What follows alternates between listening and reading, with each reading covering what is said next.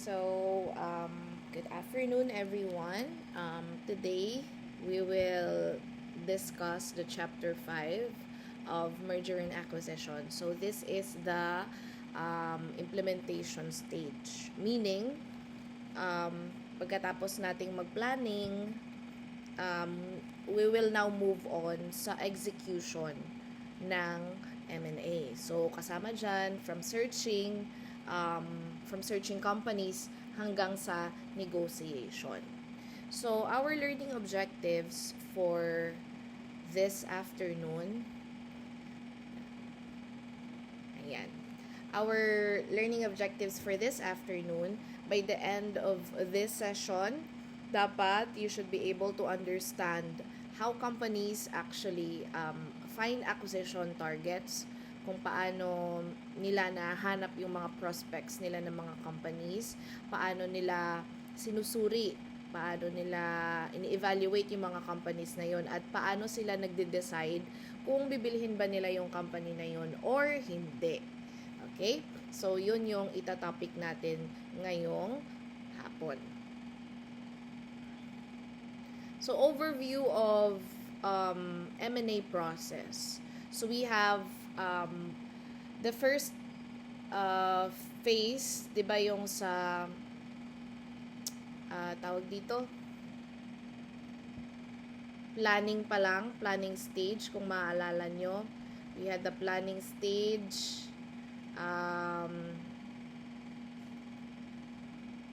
and acquisition phase. We discussed there yung mga SWOT analysis, kung naalala nyo, yung vision and mission, yung paano ina-analyze ng company yung mga internal forces gamit ang Porter's 5 forces. And what else did we discuss last time? Yung mga implementation options. We also discussed that. So, ngayon, nasa phase 3 na tayo. And we will also discuss phase 4, 5, and 6. So, phase 3 is the search phase. Phase 4 naman ay screening. Phase 5, first contact. Phase 6 is negotiation. Yung phase 7 and 10, we will discuss that next meeting. So, yung phases 1 and 2, yun yung last na na-discuss natin, which is about planning. So, ngayon, mag-focus tayo sa phases 3 to 10. Isipin nyo, yung mga phases nito as, first, maghahanap si company ng prospects na gusto niyang bilhin, mga companies na gusto niyang bilhin, or company na gusto niyang i-acquire. And then, after that, pipili yung company kung saan doon sa mga companies na yon yung prospect talaga nila na o yung bet nila na bilhin. And then, pag nakapili na sila, syempre, kailangan nilang mag-contact. Ito na yung phase 5. Kakausapin nila yung company na yon if they are willing na mag-merge with company A, for example. And kapag pumayag naman yung company na yon, doon na papasok yung phase 6, which is negotiation. Makikipag-deal na yung company. And then, pag naging okay na, mag-i-integrate and i-evaluate nila yung kanilang merger and acquisition. Okay? So, now, we will discuss phase 3, which is the search process. So, what is a search process? So, pag sinabi nating search, di ba, naghahanap. Search for mutya ng agutaya, mga ganon. So, may hinahanap sila. So, search process, this is simply finding companies na pwedeng bilhin. Maghahanap sila ng companies na pwedeng bilhin. Pero, hindi ito random lang. Meaning, pag sinabi nating random is pili-pili ka lang kung sino lang yung gusto, ganon. Hindi ganon yung search process. Kailangan, strategic pa din siya.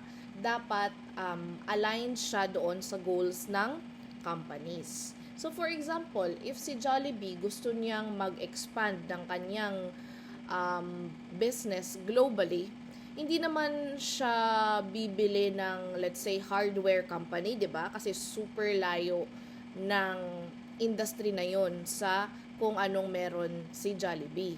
Jollibee, which is fast food chain. So, food ang kanyang ino-offer, ang kanyang product. So, most probably, ang bibilhin niya na company is somewhat related din sa product na binibenta nila. So, it could be another food company or it could also be, let's say, a logistic company, 'di ba? Para sa mga supplies nila.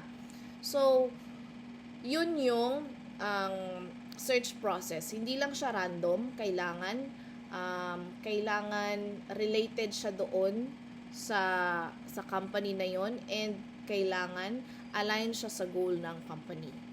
Okay? That is the search process. Next, ano ba ang criteria? Anong criteria ang hinahanap ng mga company? Pag naghahanap sila ng kanilang prospect, ano ba yung mga tinitignan nila? So, number 1 dyan is industry. So, pareho ba sila ng industry na ginagalawan or hindi? And then, pangalawa, yung size. Gaano ba kalaki na company ang kaya nilang i-acquire? Or price limit. Kung gaano kung yung value ba ng company na yon, yung presyohan nila is hanggang saan lang ba yung kayang bilhin ng company. Pangatlo is geographical location.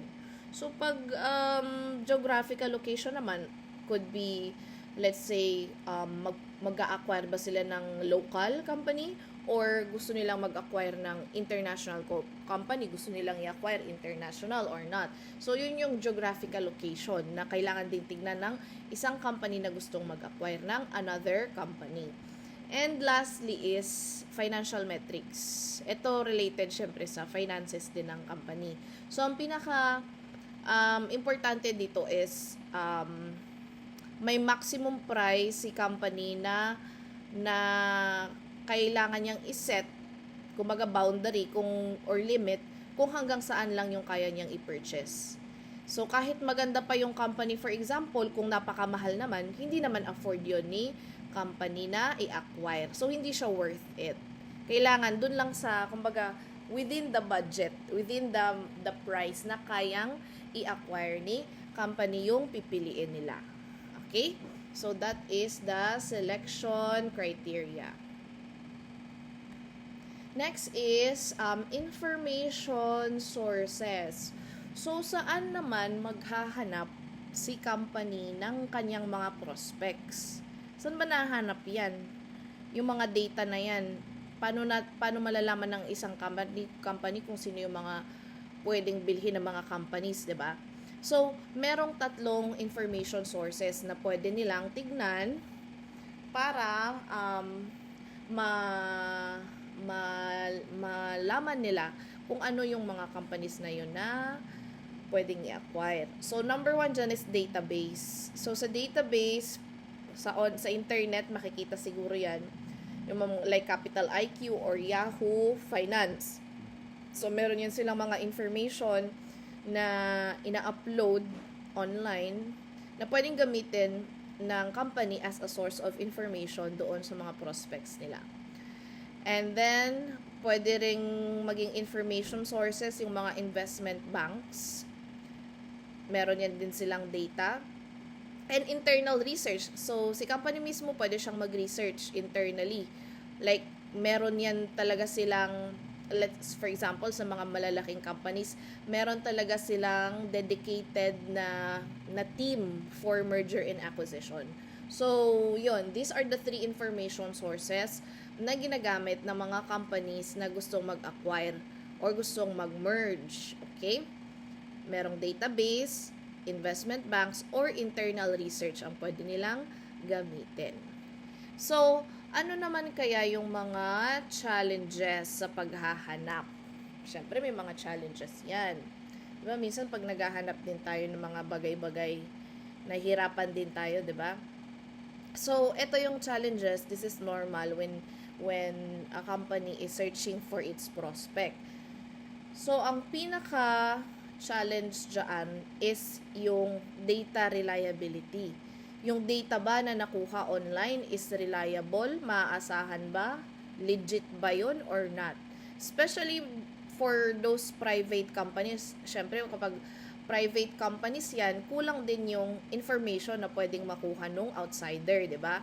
So, sometimes, ang ginagawa ng mga companies, ng let's say, ng company na mag-a-acquire is nag-estimate na lang sila. Estimation na lang ang kanilang ginagawa. So, let's say, estimate nila yung sales ng company na yun based doon sa number ng employees. So, yun yung pinaka-challenge dyan. And yun, limited information for private firms and syempre yung cost of search. Mahal din syempre yung maghanap, 'di ba? Kailangan mong mag-hire ng mga tao for that. Okay, so ito yung mga challenges sa search process. So now, let's move on sa next phase. So kapag nakapaghanap na si company ng mga prospects niya, ang next phase is screening. So, i-screenan niya. Siyempre, nakahanap na siya ng madaming companies. Nilista niya yung mga companies na yon. Ngayon, magi-screening na sila. So, pag ini-screen, diba, let's say, even pag nagmumutya ng kuyo, may mga screening pa yan, diba? May certain stages sila na ginagawa para ma-screen yung mga candidates. So, ito, ganun din. Mga company candidates. So, paano ba yung screening na yan? After searching, syempre, sobrang daming options yung company na yon. So, pag i-screening nila, i-filter down nila yan. I-filter nila yung mga companies na yon para mas lumiit yung listahan. So, let's say, meron silang prospect na 10.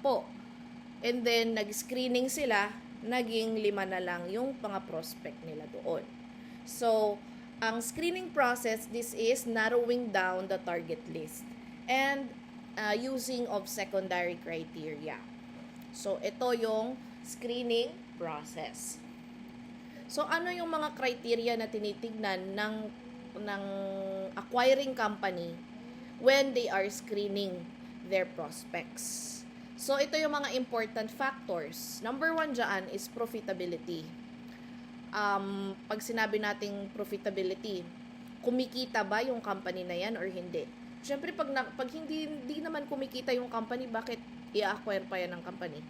Pwede rin ganon na thinking. Or market share. Pag sinabi nating market share, malakas ba yung company na yan sa industry? Number 1 ba yan sa industry? Number 2, ganon. So, tinitignan din yung market share. And debt level. Ano ba yung debt level or leverage?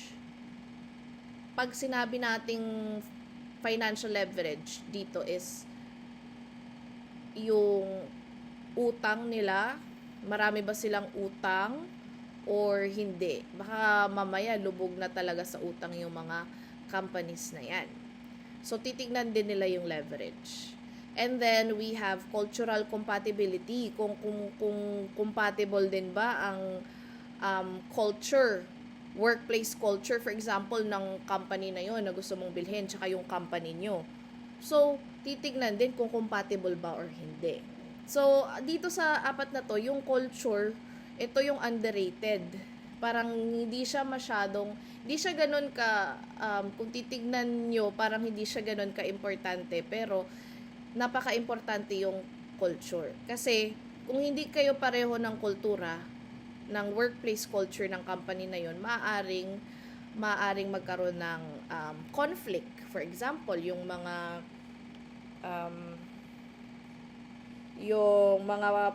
pamamaraan ng pamamalakad nila sa company na yon is iba doon sa pamamalakad ng company na gustong mag-acquire. So, magkakaroon ng clash yan kasi magkaiba sila ng culture within the company. So, importante na compatible silang dalawa. 'Di ba? Sa pagjojowa, ganun din. Kailangan compatible kayo. Kung hindi, maghihiwalay kayo. Char. So, yun. Eto siguro, i-ano na lang natin, what companies, kung kayo yung acquiring company, anong klaseng company ang gusto nyong i-acquire and bakit. So, ito, gagawin na lang ninyong activity, essay, activity. Ipopost ko na lang to sa ating Google Classroom, okay? Next phase, after ng screening phase, dito naman tayo sa phase 5, which is the first contact. So, nag-screening na. So, pag nakapili na ng isang company doon na gustong i-acquire ng company, magkakaroon na sila ng first contact. So, pag sinabi nating first contact, pipili na ng target si company. So, pag nakapili na siya ng target niya, kumbaga target lock na, ang next step is kakausapin na yung target, 'di ba? So, first contact, this is defined as the initial approach to target company. So, ano ba yung mga strategies na ginagawa ng acquiring company sa first contact? So, meron tayong different ways to approach the target company. Target is yung company na gustong i-acquire ng acquiring company. So, there are ways to approach. The first one is direct approach. Meaning, tatawag ka or mag-email ka doon sa company. That is the direct approach. The second one is through intermediaries. Pag sinabi nating intermediaries, merong middleman. Kumbaga, ito si company, ito si acquiring company, ito si target company. And then, may intermediary sa gitna or may middleman na magkukonect sa dalawang company na yon.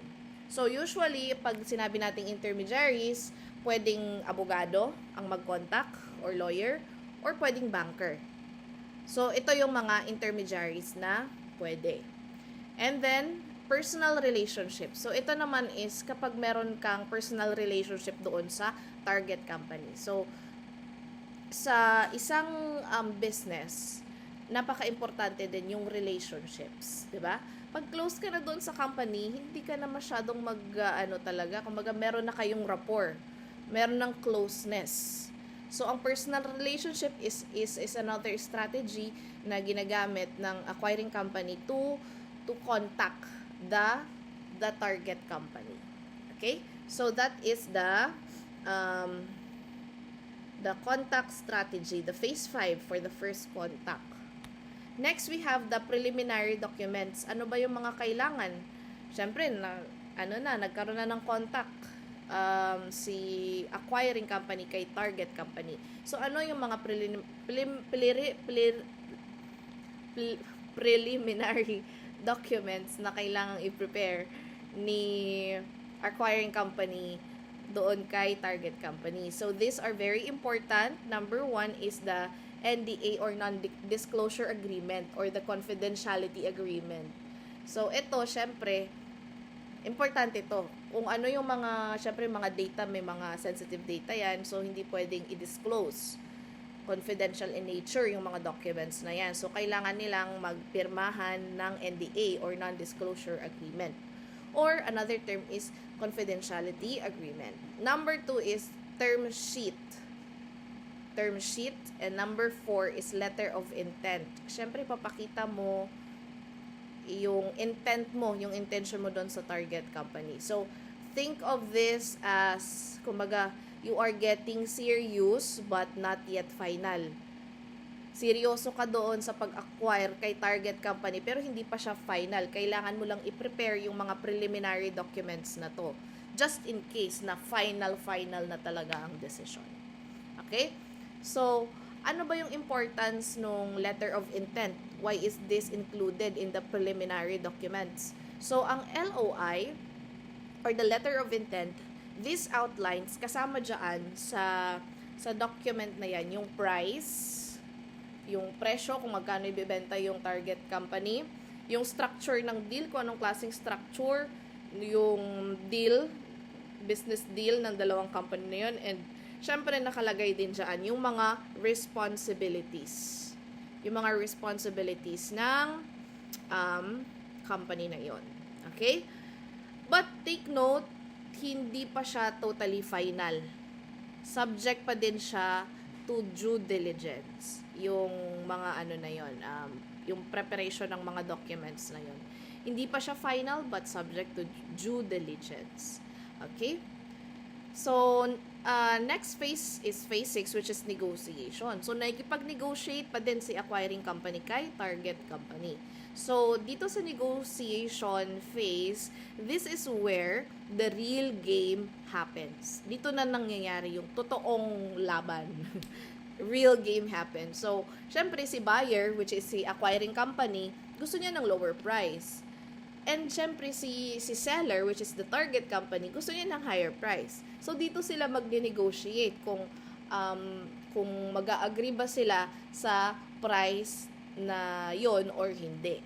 Okay? So syempre it's common or it's a normal reaction that the buyer wants lower price and the seller wants a higher price. So dito na sila mag-negotiate. And kung ano man ang maagrihan, pag nag-agree sila sa price, di tuloy ang merger and acquisition. Pero kung hindi sila agree sa price, then hindi matutuloy ang merger and acquisition. Kuha nyo? So, yun ang phase 6. So, ito yung mga key activities sa negotiation. There are 4 important activities. Number 1 is valuation refinement. So, dito, isi-set nila kung ano ba yung value ng company na yun or not. Based doon sa financial data na meron ang company. And then, deal structuring is another activity. Important activity in negotiation. Kailangan mag-agree sila pareho sa anong klaseng deal structure ang kanilang gusto. And then, due diligence. And number 4 is financing. So, pwede siyang mangyari simultaneously. Hindi naman siya like step by step. So, pwedeng mangyari una si evaluation, then susunod si financing, or susunod si deal structuring, and so on. So, pwedeng magkaiba-iba. So, simultaneous ang activities na to under the negotiation phase. Next is due diligence. So, pag sinabi nating due diligence, syempre, kailangan mong mag-investigate pa din. Hindi ka, under sa negotiation, hindi ka pwedeng titigil lang na kung ano lang dyan ang nakita mo, magbe-base ka na lang doon. Kailangan mo pa ding mag-investigate or due diligence. Maging diligent ka. So, there are 3 areas na tinitignan sa due diligence. Number 1 is financial. I-reviewin mo ang financial data or the numbers. Number 2 is legal review. I-review ang mga legalities ng company na yun, like contracts, may mga existing contracts ba sila or mga issues. May mga issues ba sila na kinakaharap, mga ganun. And last one is operational. So, kailangan ding reviewin ni acquiring company yung operations. Yung actual business mismo. So, ito yung mga activities under the due diligence or investigation na part. Ang importance naman yan, bakit ginagawa yung due diligence na yan? Why is it important? Number 1, syempre, it identifies risk, di ba? Para ma-avoid yung mga mga surprises, ganun, malalaman yung mga risks na kinakaharap or kakaharapin ng company na yun. And syempre, para ma-avoid din or ma-prevent yung overpayment. Baka mamaya, overpricing pala yung target company na yan. So, lugi naman si acquiring company, diba? So, kailangan, importante na merong due diligence na gagawin si acquiring company. At ganun din actually si target company. Kailangan pa rin niyang practice ng due diligence. Okay? So, dyan sa part ng due diligence, actually, maraming mga deals, mga business deals ang nag-fail.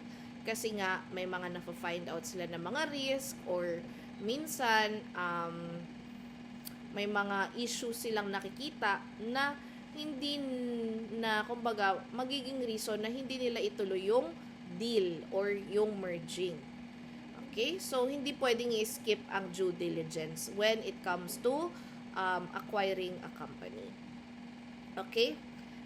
Next is synergy. I think we already discussed this in our first lesson before about synergy. So, bakit ba kailangang uh, mag-acquire or bumili ng another company ang isang company? So, that is because of synergy. Siyempre, may reasons dyan. We have the operating, financial, and marketing. So, pag operating, siyempre, it can save costs or expenses doon sa company. And then, it will also increase the revenue and better financing for the company. So, that is why meron tayong merger and acquisitions. Next is purchase price concepts. Pag sinabi nating purchase price, ito yung presyo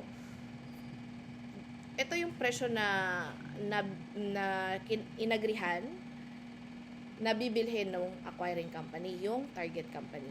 So, there are 3 ways to look at price. Number 1 is total consideration, meaning ito yung